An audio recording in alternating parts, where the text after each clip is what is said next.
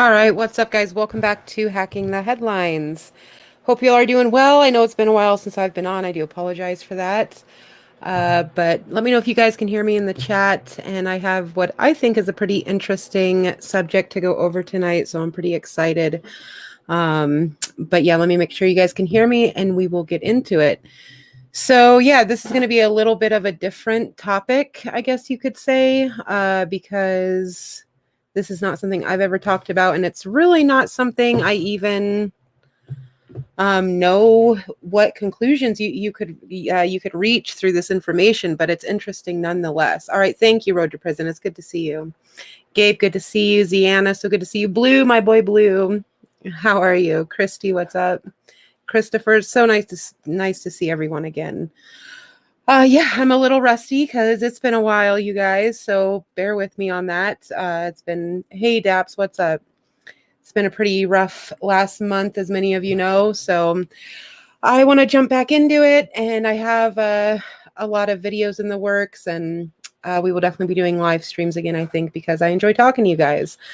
So yeah, Salt Paul, about time. Yeah, it's been a while, I know. More than a flame, Joel. How are you doing?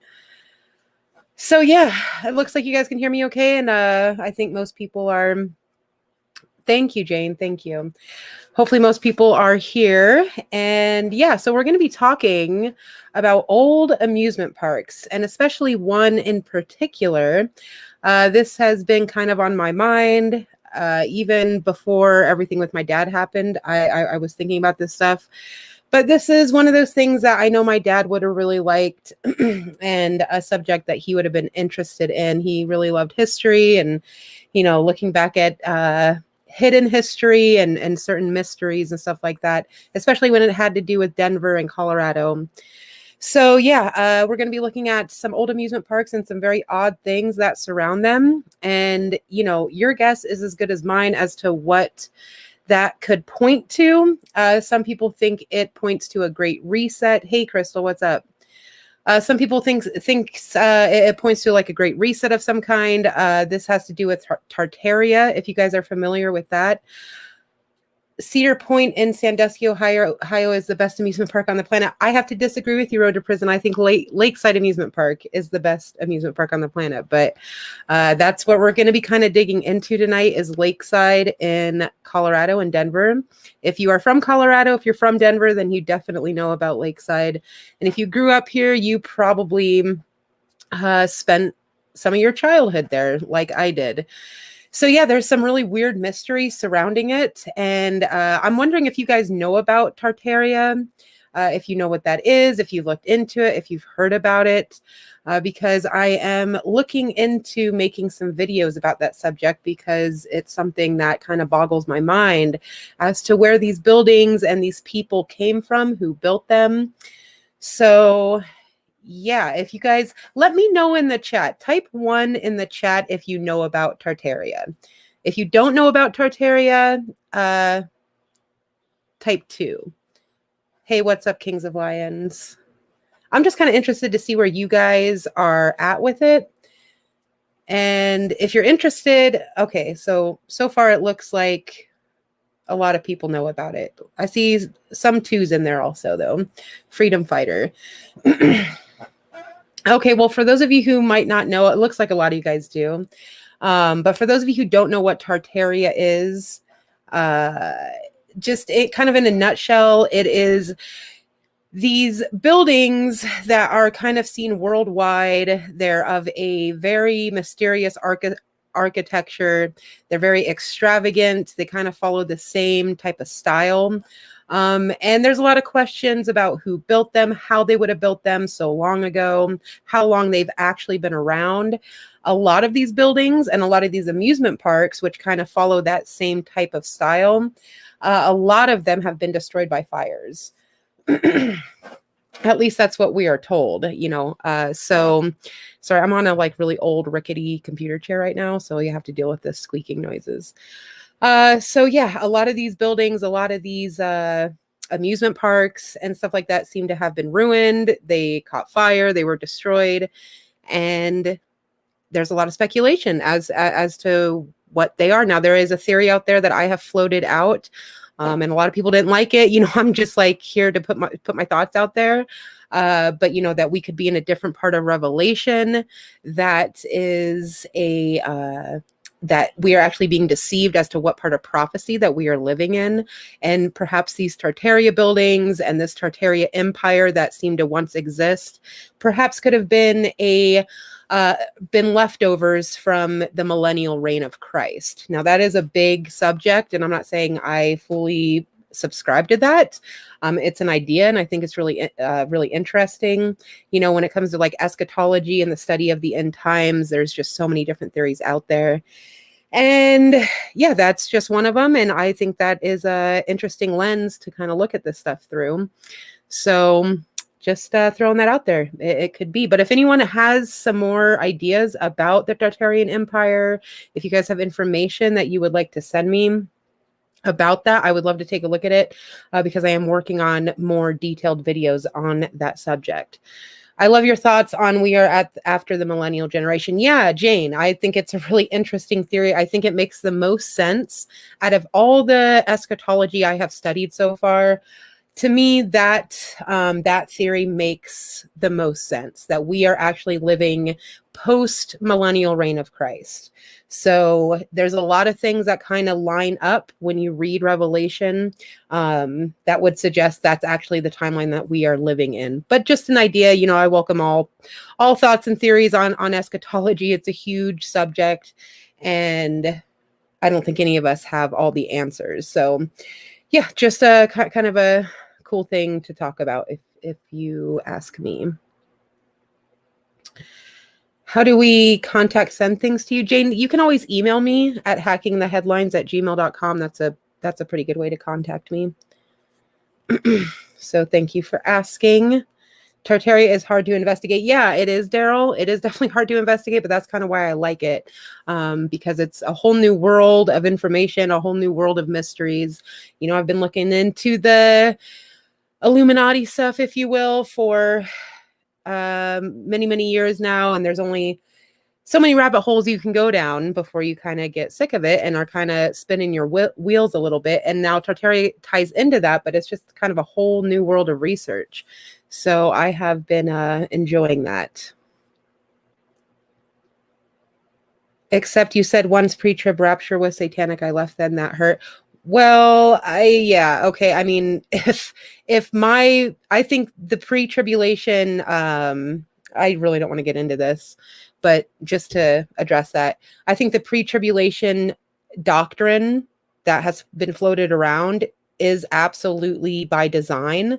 There's a reason why, the churches teach it, and there's a reason why it's so popularized. And I do think there is a serious agenda behind that, which would be because it's not found in scripture. So, in my opinion, I think it was designed to get people attached to this hope of, hey, we're going to get raptured out of here. We don't have to worry about anything. And it's, the people who have bought into that have been played for fools. And I don't like seeing that. Hey, I've been deceived too. No one is above getting deceived. So I'm not trying to hurt anybody's feelings, but it's just something that's not found in scripture. So now it's if we are living in a different part of prophecy than we believed, and we perhaps are living in the post-millennial reign of Christ, then guess what? The rapture already happened. So, or that part in whatever you want to call it, the part in Thessalonians, when it says that everybody who remains living will be called up with Christ in the clouds, which is typically referred to as the rapture. If this part of eschatology is correct, that we are post-millennial reign of Christ, then the rapture would have already happened. Again, I'm not saying it has, just an idea.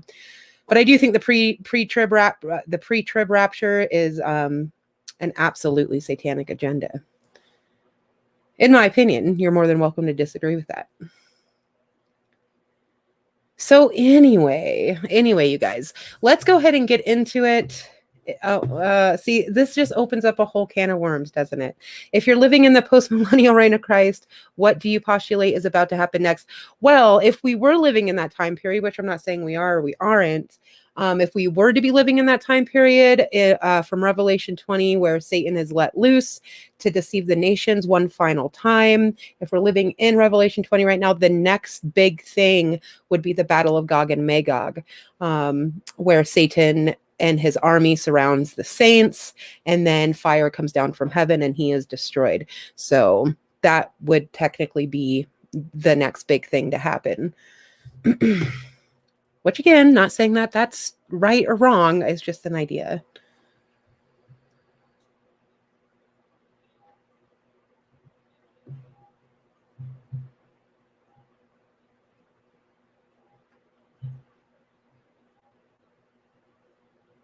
Yeah, so, but hey guys, okay, yeah, we could talk about this all night, seriously. So I really want to try to stick to the subject here. I'm going to go ahead and start sharing my screen and we'll get into the amusement park stuff. Oh, thank you, Ziana. I know, I'm so glad to see you. We're going to have to catch up on Discord soon. I forgot to put a Discord link in the description, but I definitely want to, it's been more than a month since I've been on Discord even. So I'm so sorry, you guys. I've missed you. It's just, I haven't really felt like being online a whole lot. So yeah, let me go ahead and start sharing my screen here. I should have taken out my contacts before starting because like they're getting blurry on me. I've been wearing them all day. But here, let's see. Share screen. All right.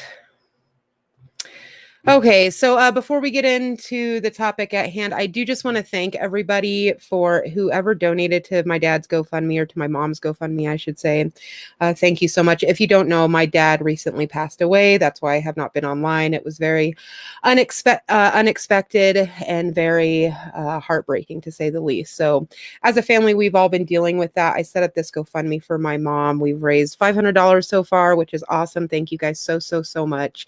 It really does help my mom right now, on top of everything else we're having to worry about, the whole financial aspect of this. My mom works her butt off. She works like 12 hours a day, 4 or 5 days a week. But there's just been a lot of financial stuff that has come up, and, she would not want me doing this, but I did it anyway because I know that she could really use it right now. And because my dad and her, they spent 40 plus years together. And again, it was very unexpected. And yeah, so this is in my mom's name. I'm not seeing a dime of this. It all goes directly into her account. So I really appreciate these trolley parks, as they are called. I'm going to make sure my audio is still going because you never know with YouTube.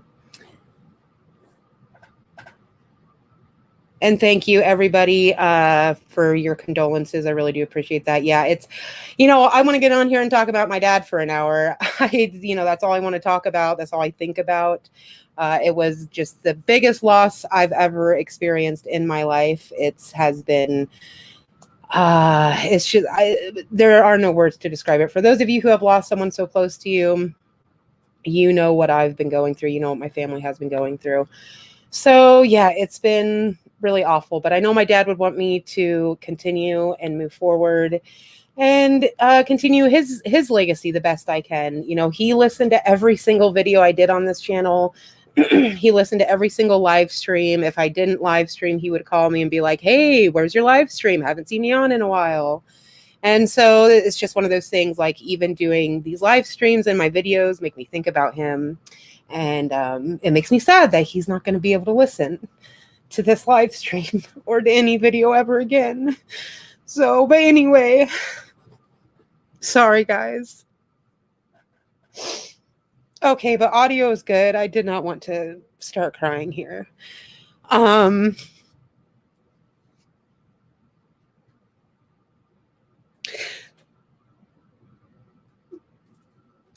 So anyway, we're going to talk about these trolley parks again. This is something my dad would have really been interested in. He thought that he would think this was like the coolest thing ever, because there are all these amusement parks that were built. It is said that, there's a lot of estimates out there about when these or how many of these amusement parks were built, but they were all built at the turn of the century in the early 1900s, between like 1900 and 1910 is when most of them were built, including Lakeside in Colorado. And there were thousands of these parks built. And and this is just what history says. Who really knows when they were built? There's theories out there that they had actually been around for much longer, and many of them were destroyed to hide that fact, to hide the technology that they had hundreds of years ago, perhaps. I don't have the answers to that. It's just interesting to look at these parks and their similarities and the technology that it was used in them. Because something's not adding up, So they were sometimes referred to as trolley parks because they would typically be at the end of the trolley line, or they would be called electric parks because of the fact that they had all of these amazing lights. Like, I'm talking hundreds of thousands of lights. And you have to think, this was before electricity and, this type of technology was available on a widespread scale. People did not have electricity in their homes. They didn't have light bulbs, really. This was a brand new technology, supposedly, but these electric parks would have sometimes hundreds of thousands of lights lighting them up. So at least that's what the history books will tell us. Again, most of them have been destroyed. From what I understand, Lakeside in Denver is like the last remaining one of this particular type of style. There might be other ones that are still around and still operational, but I think Lakeside is the only one like with this specific type of style that we'll see. So this is what I use for the thumbnail here, and this is actually of Lakeside. Or what is now called Lakeside is actually called White City when it was first built. And this, what was the fun house, I believe this was the fun house that was torn down in 1986 or 89. And it was once called the 33rd degree. This is the name, and this is what you saw when you walked into the entrance. There's actually a lot of Masonic symbolism that has since been covered up at Lakeside, but this is just one of many examples. So this is an old picture of Lakeside. This tower still remains. You can go to Lakeside right now, and this tower still remains. And a lot of these parks had very similar architecture like this, very Tartarian, and a lot of the globe symbolism, or the dome symbolism, I should say. And they were all laid out pretty similarly. They were typically built by a lake, and they usually had a water ride. I know one place called it the Chutes, I think.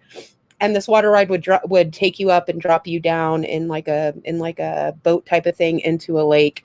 They had antennas everywhere, just all very mysterious why these things existed and why they were built this way and how they were built this way. Because again, you have to think over 100 years ago, as we understand it, they did not have this type of technology to build such extravagant structures. We're not even building things like this today. So it just kind of makes you wonder where this stuff came from. This is another picture of Lakeside, and it was all like farming land around, now it's all built up. It's all city landscape around there. If you're from Denver, you know what I'm talking about. But this was, back in the day, and you can see the 5-pointed star, which I think has been covered up since then. But yeah, and this is one of the water rides that I'm talking about. This says White City. Now, I guess these white cities, it says on Wikipedia that there was like thousands of white cities built around the country. And yeah, this is the Chutes ride that many of them would drop you into a lake, and these antennas everywhere, and these domes again. They all were built pretty similarly. This is just a picture of, you can see the lights. This is a very recent picture of Lakeside, but this is what it would look like over 100 years ago, again, before electricity was really a big thing. This kind of gives you an idea. Very Tartarian, empire-ish, if you know about that architecture style. So anyway, I am going to show you guys a clip of, if you don't know about this channel, it's called Conspiracy or Us. I'll leave a link to it in the chat here, because I watched these videos several months ago, and I was really interested in them because I immediately thought of Lakeside because I spent so much of my childhood there. It's still to this day my favorite place in Denver, and just his research on it is really amazing. So he has a lot of really good videos, and I would definitely suggest checking his channel out. So I'll go ahead and link that up in the chat if you guys are interested. But okay, so here I am. Where am I? Oh, I hope I didn't. Did I click off of that? No, okay. Yeah, I'm going to go ahead and play some of this on mute. You guys can listen to it for yourself, but he kind of shows the similarities between the parks. But here's an article that he's showing. I'm not sure where this is from, but it says these mechanical wonderlands were generally located on the urban perimeter and often operated like a small self-contained town with their own electrical and plumbing systems. So that was a whole other kind of interesting thing about this, is that they had their own self-contained cities over 100 years ago. And of course, Coney Island is another famous example of that. And this is, I guess, Coney Island of Southwest Missouri, but Coney Island in Brooklyn is the same thing. So here you can just see the similar lighting and the similar tower structures and these great giant buildings. And yeah, so here, this is, let's see, White City, Chicago. And another interesting thing is that these cities were kind of modeled after the World Fair. If you guys know about the World Fair and how it ties into Tartarian, the Tartarian mystery, these were kind of built in similar fashion, or they were built kind of using that template of the World's Fair. And so this is another one in Chicago, looks very similar to Lakeside. Again, it's by a lake. You have the big tower there in the center. The tower, just like at Lakeside, and here's the chute ride that goes down into the water, and just a very interesting architecture for over 100 years ago. And there were thousands of these, thousands of them. And here is one in Minneapolis. Again, big tall tower, these antennas seemingly everywhere. The gazebo is also another very common structure found right next to the chutes ride going into the lake. I mean, it could be that this was just how they did things back then, and they somehow had the technology to light it up with hundreds of thousands of lights, even though electricity wasn't a mainstream thing. I mean, maybe there isn't a conspiracy here, but it's just something to wonder. And here's another example. There's tons of these, guys. There was thousands of them. And most of them, like I said, are gone. They've been destroyed. This is another common theme in the whole Tartarian mystery, is that so many of these buildings, so many of these places were just destroyed by fire. That's the explanation. Whether it was set intentionally or not, I don't know. Whether they were destroyed by fire or not, I really don't know. But that's the story, that most of these places are gone now because they were all destroyed by fire.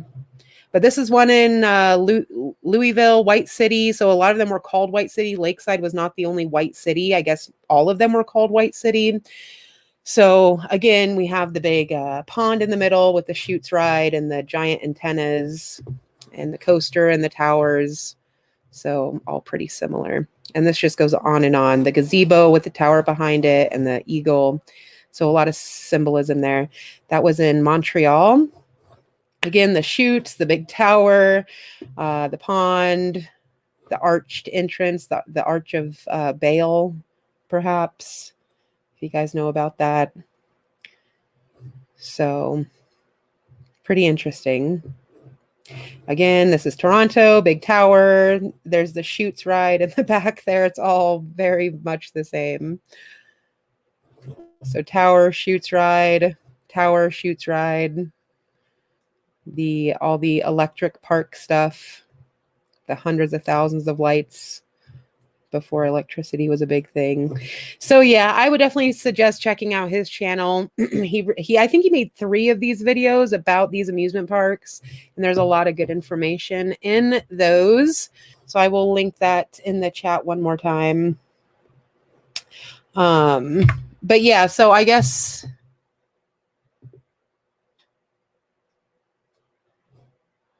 I'm probably missing a lot of good comments from you guys. Yeah, for sure. Chicken Little says state capitol buildings are probably old world. You know, they always look out of place. Absolutely, Chicken Little. Yeah, I know our capital here in Denver is very, very much Tartarian and very much out of place. And one of those things. White cities, illumination, Gnostic. Absolutely. So, yeah, that's what I'm going to show you guys here. Kind of reminds me of the Washington Monument. Yet. April, we hear you loud and clear, sister. Make white cities great again too soon. Oh, goodness. From back when people used to gather for something other than sports. Well, you know, one of the interesting things about all these pictures, you know, any type of history you can find of these things, which is somewhat limited because it was so long ago, but the pictures you can find are there, it's all adults. Like, you, that's one of the more interesting things about this is that I don't think I've seen one single child in any of the pictures I've looked up on these. I don't see one kid. And you would think, you know, amusement park rides, like family, you would be bringing your children, but it's all seems to be adults. And it's just kind of weird that these people were building amusement parks for adults. Just another one of those weird things. He also ties it into the infantoriums. If you guys know about the orphan trains and this huge explosion of orphans and unwanted children, that's a whole other thing, a whole other subject. But really interesting, and it could possibly tie in to the millennial reign of Christ. Possibly. That's another subject for another time of how this would all tie into that, but Conspiracy RS does do some good videos on that subject. So I would suggest checking him out. But yeah, I did want to share this article, and I guess we'll probably end it after this, perhaps, because I came across this on the Westward, which is like a local Denver, kind of like a newspaper type thing. It says the Denver Eyes, Tom London, talks mid-century modern and Lakeside's Masonic roots. So this guy, Tom London, has a blog called Denver's Eyes, the Denver Eye. That's what his blog is called. I'm sure he doesn't have any Masonic roots. But yeah, what he says about the Masonic roots of Lakeside, hopefully I highlighted it. I think I did. It's pretty interesting because he talks about how they, and I guess I clicked off the highlighting or didn't do it. Okay, so here he says, okay, I've done a whole bunch of stuff on Lakeside. It was one of many white cities they built around the United States after the Chicago World's Fair. So right after this big World's Fair that's tied into Tartarian, all of these, literally thousands of these amusement parks just popped up like they were nothing to build. Also known as the Columbian Exposition, 1893, Lakeside opened in 1908, which is very typical of these electric parks or the trolley parks. They all opened around that same time. Originally, it was all Beaux Art style with light bulbs all over the place. And then he says there's something else weird about Lakeside. It has a quasi-Masonic angle to it, too. Around the same time they were building it, they had a Knights Templar enclave in Denver. And if you guys don't know, Denver has such deep Masonic roots, it's not even funny. You can't walk 2 inches in this city without coming across a Masonic temple. They are everywhere. Denver was trying to bring big meetings in. They brought in the Democratic Convention and things like that. They brought in the Knights Templar, which was a degree in Masonic Brotherhood, the same decorations they were using to decorate Denver with at the time. And there are tons of photos of this on the Denver Public Library site. And they use those in Lakeside. The same kind of symbolism they put all over Lakeside. They are all over the front, the original entrance, but have mostly been painted over so you can't see them. But there are iron crosses and Maltese crosses that used to be all colored and lit with light bulbs. Now they have all been covered up. So kind of interesting how most of these places have been completely destroyed for the most part. And from my research, Lakeside, like I said, is the only remaining one of this particular style and time. I think there's other ones that are left, but they're not of this, all the similarities I showed. I think Lakeside is the last one remaining from that. But so all the Masonic ties have been covered up, it says. But they used to have a ride at Lakeside where the bumper cars are now. I know exactly where that is. That was a fun house, the original fun house, not the famous fun house that everybody knows, and was located where the dragon is now. But anyway, that fun house was called the 33rd degree. The 33rd degree, which is a Masonic term for the highest degree you can go. You can find a picture of it at the DPL sites of the funhouse, and in front of the funhouse are all the Knights Templar Masons because they were meeting there. So there is some connection, he says. I'll show you guys a picture of that once more, just in case you weren't on the stream. Where is it? So this is the 33rd degree funhouse. That was only destroyed about 30 years ago. They finally took this down about 30 years ago. But here you can see 33rd degree. I guess these were all the Templars that were meeting here at this time. I found this picture on the Denver Public Library site. So yep, 33rd degree. And you guys, I'm sure are aware of the Club 33 in, is it Walt Disney World or Disneyland? I think it's Disneyland or Disney World. I'm sorry. Yeah, if you don't know, Club 33 at Disney World, supposed to be this like prestigious club, has all the black and white symbolism, Club 33, because Walt Disney was also a Mason, obviously. But here. So, okay, he says, I think Lakeside was built by Zhang, Adolf Zhang, prominent Denver brewer and businessman, and I would guess he was a Mason. Plus, the Masons built a beautiful El Jebel Temple on 18th and Sherman, now known as the Sherman Event Center, built in 1907, and then built a contemporary shrine near Lakeside. On the other side of the Willis Golf Course, the El Jebel Event Center became their home after they outgrew the temple on 18th Street. So there we go. The author of the Denver Eye blog is talking about the Masonic symbolism of Lakeside. So just kind of interesting to think about. If you guys have any ideas of, how these parks were built, how they were using such a crazy amount of electricity during this time. If you think the history on it is being manipulated and that we're not being told something, maybe, like I said in the beginning, maybe this is a sign of a great reset that happened at some point in the past, and we're now going into another great reset of some kind, whether this ties into the mud flood or possibly Armageddon or the millennial reign of Christ, or if you think that there's no conspiracy here and they just were kind of flaunting the technology they were developing, even though I think there's something more going on personally. But who knows? I'd love to hear your guys' thoughts on it. I'm going to go ahead and jump in the chat again real quick before signing off, and just to see what you guys have to say. But I just thank everyone for listening and for coming. It's so good to see you guys again. And I'm looking forward to doing more of these very, very soon. Yeah. Hey, Talia, did I say hello to you? I'm sorry. My mind's kind of all over the place. I think I said hi to you, Talia. I hope I did. I hope you're doing well. We should talk soon. I got your text. I'm so sorry to everyone. I have not been responding to people. Please do not take it personally. I'm kind of just trying to get back on track here. So there's tons of Mason temples in Pueblo, Colorado too. Yes, Thundercat. I used to live in Pueblo.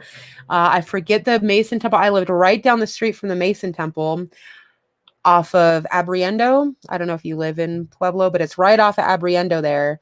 And they had glass doors on the front so you could see directly into the lodge, and the black and white tiles were like front and center. And there was also a really weird Jeep that was always parked like right down the street that had the Umbrella Corporation logo on it. And it was like an official Jeep, an official Umbrella Corporation logo. Like it wasn't just someone playing around. It was like a company car. And it was always parked like right by the Mason Temple. I wish I would have taken pictures of that. That was several years ago. Anyway. Hey, Corey, good to see you.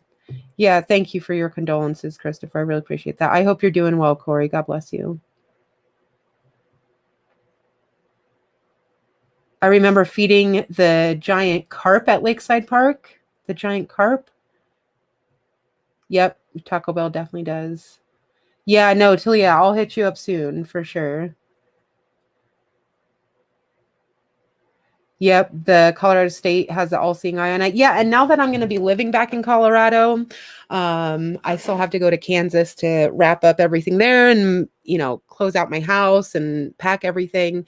But once I'm back in town for good here, I definitely would love to go around town and kind of take, real life video and document all these things. I'm not sure if Lakeside is going to be open this year. I guess they're still deciding on whether or not they're going to open it.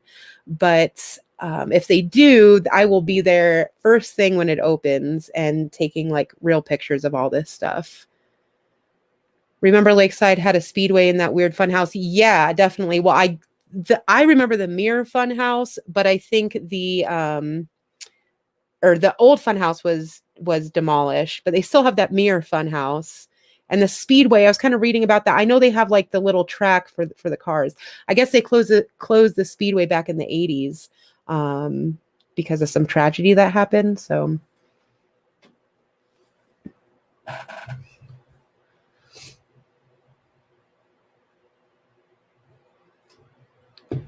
there were World's Fairs that used to showcase all the cool new technologies, etc. Yeah, Saw it, Paul. I know. I've been looking into the World Fairs a little bit, and it's all really interesting. It's so hard, though, looking into any of this stuff, really anything, especially when it was like 80 plus years ago when there's not many survivors left to tell the tale themselves. It's just so hard to know what's true and what's not. And especially with all of history going digital now, they can just change and manipulate things at will. And we just really don't know. So it's like, did these world fairs even happen? Like, I mean, you have to question everything, right? Because they can just make up some pictures and say this was the World's Fair.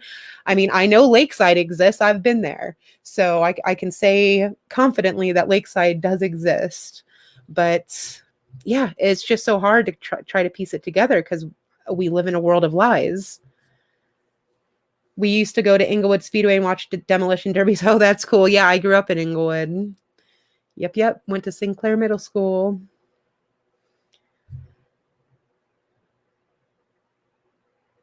Yeah, absolutely. Chicken Little says you have to discern with your heart after reading the narrative histories. Like, that's the thing. I mean, for me personally, just my own thoughts and my own discernment and my own critical thinking, that is the best tool possible I have to rely on.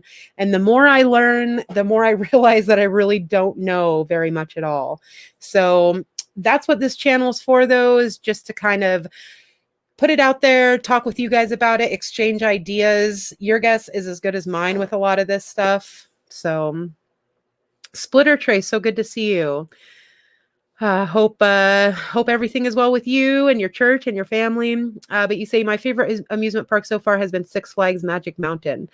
See, I don't know where that is. Six Flags in Denver kind of sucks. Elitch's used to be really cool, but they have Six Flags now and it is not that great.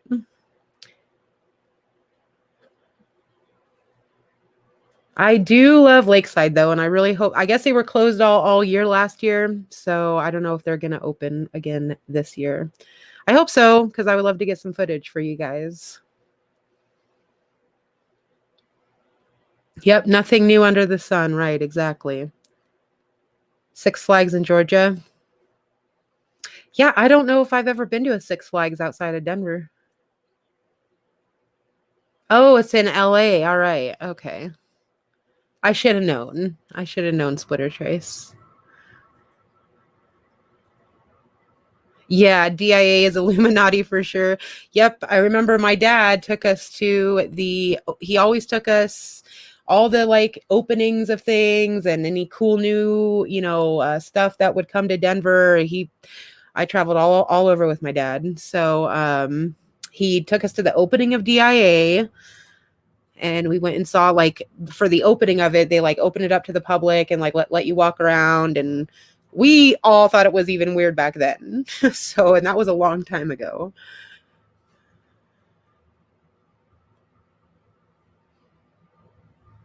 You were at the Lakeside racetrack when the tragedy happened? Oh my goodness, Jacqueline. I don't even know what the tragedy was. I'm going to have to look into that. That's crazy, though. It's small world. Yeah, I know the horse at DIA. Yeah, Blucifer, as they call them, as they call it. Yep, that's what you have to look at every time you have to take a flight out of here. You have to be greeted by a blue demonic horse. And if you go at night, the eyes glow red. It's not exactly a comforting sight if you're not a fan of flying, like I'm not. Yeah, my Aaron, yeah, this is I guess this will be the last thing here because I'm glad you brought it up. I kind of forgot about it.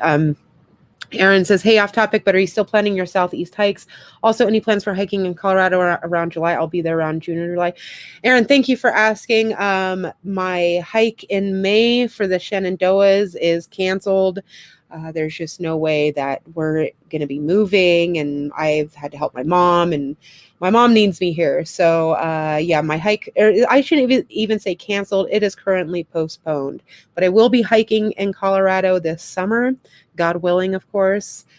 So I'm thinking about perhaps doing some of the Colorado Trail, not all of it, but maybe doing like a 3-4 day stint on the Colorado Trail. And I'll definitely be doing different hikes around Colorado. And then maybe if things go well this autumn or this fall, I will be doing part of the Appalachian Trail. We'll see how that goes. There's no definite plans on that right now, but I will definitely be hiking in Colorado this summer. So I'll let you guys know. That's kind of been on the back burner, obviously, recently, but I'm starting to think about it again. Oh, a car landed on some people. That's what happened. Oh my gosh, that's horrible. Man, I'm going to have to look into that. Thank you for telling me.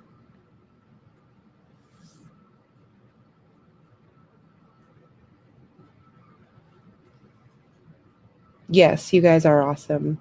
Yep. I could not agree more. Clean green earth. But I guess that's it. I guess I'll be signing off for the night. I have to go pick up my mom from work. So I'm going to go ahead and sign off. We might start doing these live streams on a nightly again. I'm not sure, you guys. I'm really not sure. Everything has changed. So, Sasha, what's up, Sasha? Thank you.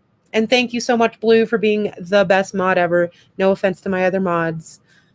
You and More Than a Flame, best mods ever. So, oh, thank you, Mike. I'm not the Homestead Queen. I think that title goes to Miss Jessica over at Roots and Refuge, but thank you. Yep, don't forget to hit the like button. If you're not subscribed, make sure to subscribe. Yeah, Pildora, we'll definitely be talking about that more in the future for sure. Thank you, Blue. I appreciate that. I appreciate that. And it's so good to see everyone again. I'm trying to get back on my game here on YouTube. So I appreciate you guys sticking by me and sticking by the channel and being with me through all the ups and downs. So I do appreciate it, you guys. And I hope you have a wonderful night. And I will talk to you all real soon. All right. I love you guys. Thank you so, so much for being here. Talia, Ziana, if you're still here, Blue, everybody, you guys are awesome and I've missed you. So if you have written me a message and I haven't gotten back to you yet, please know that I'm going to very, very soon. I've tried to respond as much as I can this past few days. I've tried to catch up. So just please don't take it personally. And thank you everybody again for who has helped me for with the GoFundMe for my mom. I really do appreciate that as well. I cannot thank you guys enough. So I'm going to show my appreciation by making more content for everybody. All right. So until next time, guys, take care. And yeah, good night. More Than Flame, thank you for modding. But good night, everyone. I appreciate it. All right. Bye, guys. God bless.